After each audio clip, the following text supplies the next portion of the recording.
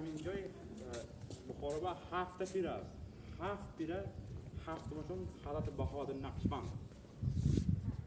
اونجا اصل چهاردهم با 1382 در همین جا تولد یافتگی.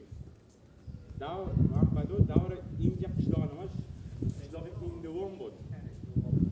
بهادر نقشبند تولد یافتن قصر عارفان شده بود کسی. اصل بهادر نقشبند اصل نماشون بهادر محمد بهادر نقشبند خودشون نقش میکشیدگی. دامجا تولد یافته دامجا تعلیم گیرده. دامجا تعلیم دادگی. دامجا دفن کردگی کرد. هفتم پیر.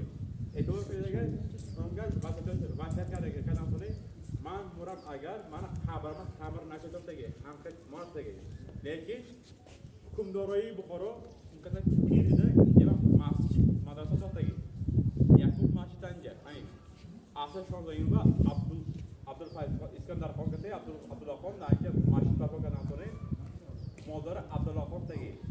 تو مردمای مسجد برپا کرده. ani ضعیف کانی کلاس بوده همین مسجد رو برای یک ani ضعیف رو برپا میکنم. دوتا مسجد.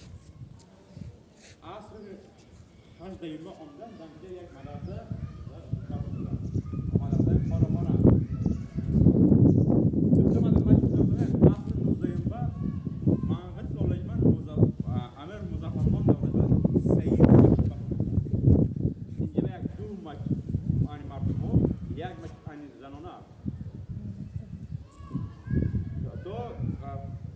دور دولای ایسین یانده خرابه بود.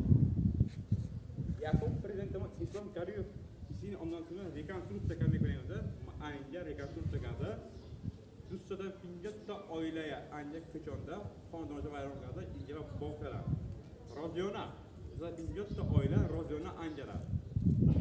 اینجا باغ کرده کلان کرده آنفل ورازه داده آوردن. حالا میریم بهادر نقشبند قبرشون دامجا یک میداریم جادگرات میتونیم بریم.